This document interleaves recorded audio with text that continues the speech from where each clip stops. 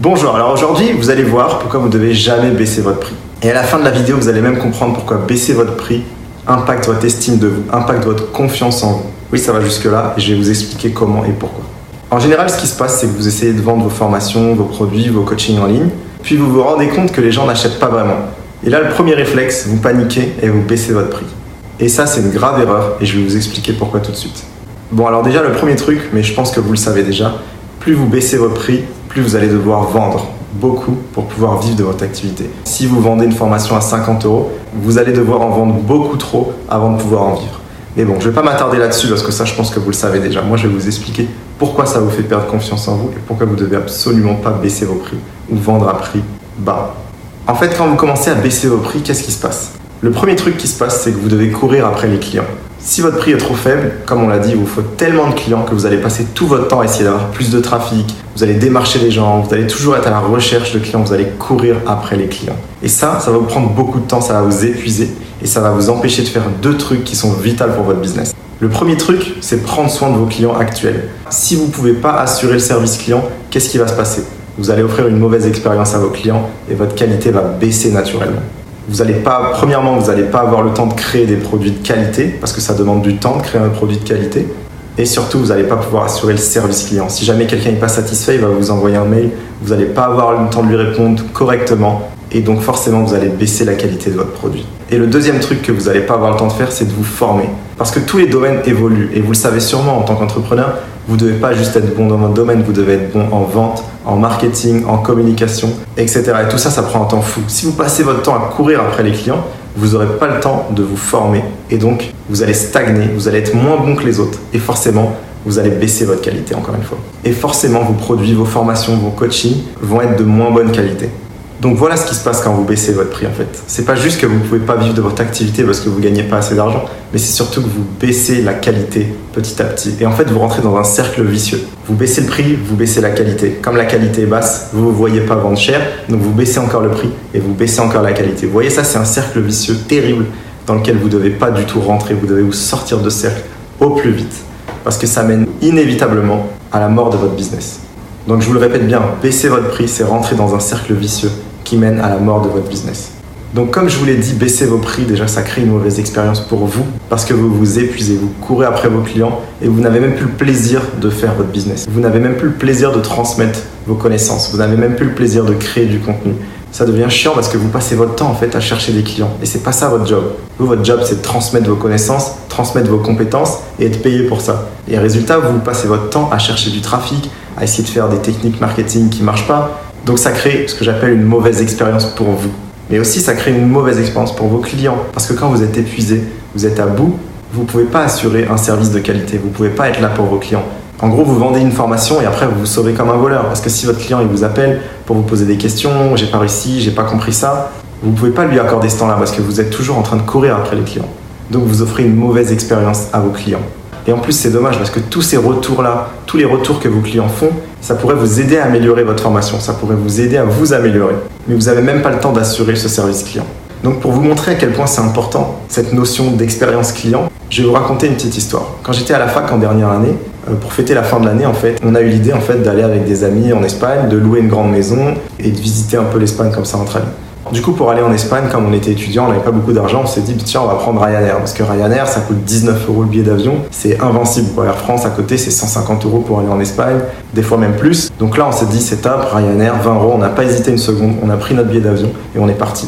Le jour où on est arrivé à l'aéroport et qu'on a commencé à monter dans l'avion, on s'est rendu compte en fait qu'est-ce que ça voulait dire mauvaise expérience. Déjà, on est arrivé, ils nous ont dit bon, les bagages, si ça dépasse d'1 seul kilo, on ne prend pas votre bagage. Du coup, évidemment, ça dépassait d'1 kilo. On a dû sortir des pulls et les mettre sur nous juste pour baisser le poids de notre valise. Donc, première mauvaise expérience. Ensuite, en rentrant dans l'avion, on s'est rendu compte que c'était pas comme Air France. Quand vous prenez Air France, vous avez un numéro de siège et vous pouvez vous asseoir à côté de vos amis. En général, vous réservez votre siège à l'avance. Là, vous arrivez dans l'avion Ryanair, vous prenez les places qui sont disponibles. Du coup, on s'est retrouvés éparpillés, on a fait 2-3 heures de vol, je sais plus, pour l'Espagne. Donc ça aussi, ça participe à la mauvaise expérience, encore une fois. Ensuite, l'avion Ryanair, ils essayent de mettre un maximum de sièges dans l'avion. C'est-à-dire que c'est le même avion qu'Air France, sauf que Air France va mettre, je sais pas, 100 sièges, alors que Ryanair, ils vont compresser et ils vont faire rentrer 150 sièges. Du coup, vous n'avez pas de place pour vos jambes, vous êtes tout entassé Votre valise elle rentre pas là-haut parce qu'il y a déjà trop de monde qui ont mis leur valise avant vous, donc vous l'avez devant vos jambes. Bref, vous passez un mauvais voyage. Donc voilà ce qui se passe quand vous payez pas cher. Si Ryanair se permet de faire payer pas cher, c'est parce qu'en face, ils offrent pas une bonne expérience. Ils réduisent les coûts. Et c'est logique. Mais moi, la première chose que je me suis dit après ça, je me suis dit, mais vivement que j'ai de l'argent, vivement que je puisse prendre Air France, parce que plus jamais je voyage dans un avion Ryanair. C'est hors de question. Est-ce que vous voulez que vos clients pensent la même chose de vous? Est-ce que vous voulez que vos clients se disent, c'est la dernière fois que j'achète une formation chez lui, c'est la dernière fois que je prends un coaching, parce que l'expérience était vraiment mauvaise? Vous n'avez pas envie de ça. Si vous baissez vos prix, malheureusement, c'est le seul genre d'expérience que vous allez pouvoir offrir à vos clients. Donc vous voyez, vendre cher, c'est pas pour arnaquer les gens, c'est juste pour vivre assez confortablement, pour ne pas avoir à courir après les clients et pour pouvoir au contraire vraiment aider les gens dans votre domaine, vraiment leur offrir une expérience qui va les faire progresser. Et maintenant, je vais en venir au troisième point qui est pour moi le plus important. Quand vous baissez vos prix, si vous vendez vos produits pas assez cher, vous allez perdre confiance en vous. Votre estime de vous va baisser. Et là, je vais vous expliquer pourquoi. En fait, qu'est-ce qui se passe en général? Vous regardez ce que font les concurrents, vous regardez à quel prix ils vendent, et vous vous rendez compte qu'ils arrivent à vendre plus cher que vous. Et vous n'arrivez pas à vendre au même prix. Du coup, vous baissez votre prix. Et là, psychologiquement, en fait, vous vous dites, je suis moins bon que lui. Parce que lui, il arrive à vendre plus cher que moi. Donc, vous vous placez en dessous de vos concurrents. Et là, c'est terrible parce que vous ne pouvez pas vous empêcher de vous dire, je suis nul, je suis mauvais, les gens ne veulent pas m'acheter mes produits assez chers. Et donc là, vous perdez totalement confiance en vous. Et ça, c'est aussi un cercle vicieux. Parce que plus vous perdez confiance en vous, moins vous allez avoir la confiance de vendre cher. Vous allez vous dire, mais c'est pas possible, je suis nul, je peux pas vendre cher, je peux pas aider les gens et donc je vais encore baisser mes prix. Et vous rentrez dans le même cercle vicieux.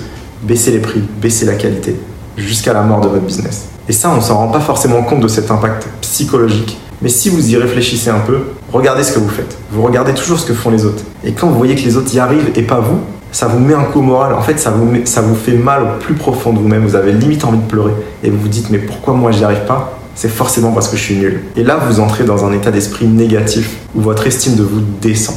Et le problème avec ça, c'est que votre business, en fait, il est la réflexion de vous-même.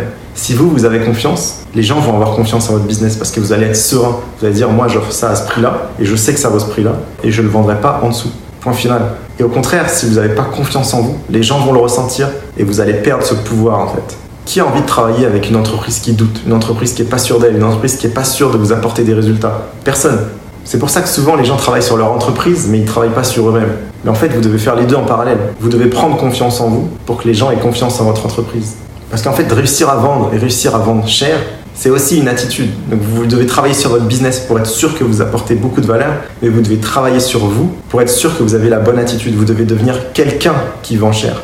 Quelqu'un qui n'a pas besoin des gens qui ne veulent pas payer. Quelqu'un qui veut juste travailler avec les gens qui ont les moyens et qui sont prêts à payer et qui ignorent les autres. Et seulement quand vous aurez travaillé sur vous-même, sur votre confiance en vous et sur votre business pour être sûr que votre business apporte de la valeur et aide vraiment les gens, là vous pourrez vendre cher sereinement. Mais encore une fois, comme je vous l'ai dit, vendre cher, c'est pas juste pour arnaquer les gens. Ça sert à rien d'arnaquer les gens. Les gens, ils vont s'en rendre compte après votre première formation. Si votre formation c'est du bullshit, vous aurez beau être le plus confiant du monde, ils vont jamais racheter chez vous. Et ce qui va se passer, c'est qu'une entreprise sans clients fidèles, c'est une entreprise qui meurt, tout simplement. Donc encore une fois, quand je vous dis vendre cher, augmenter vos prix, c'est surtout pour offrir une bonne expérience à vos clients. C'est pour avoir le temps d'assurer le service client, c'est pour avoir le temps de vous former, c'est pour avoir le temps de travailler sur vous, de devenir meilleur et d'avoir confiance en vous. Et si vous avez en tête cette image de l'entrepreneur qui galère, parce que tout le monde dit oui, c'est dur d'être entrepreneur, c'est dur de gagner de l'argent, les premières années on galère. En fait, c'est parce que vous avez en tête l'entrepreneur qui ne sait pas vendre, l'entrepreneur qui ne sait pas vendre cher. Parce que les entrepreneurs qui savent vendre cher, ils galèrent pas du tout. Ils ont des clients qui payent bien et ils ont le temps pour eux, ils ont le temps de se former et ils ont le temps d'offrir une bonne expérience à leurs clients. Donc si j'ai un conseil à vous donner, ne devenez pas cet entrepreneur qui galère et qui se lance sans savoir ce qu'il fait. Devenez un entrepreneur confiant, un entrepreneur heureux, un entrepreneur qui vend cher et un entrepreneur qui rend heureux ses clients en leur offrant une bonne expérience. Voilà, c'était tout pour aujourd'hui. Dites-moi en commentaire si vous avez peur de vendre cher ou si vous avez d'autres remarques. N'hésitez pas. À la prochaine.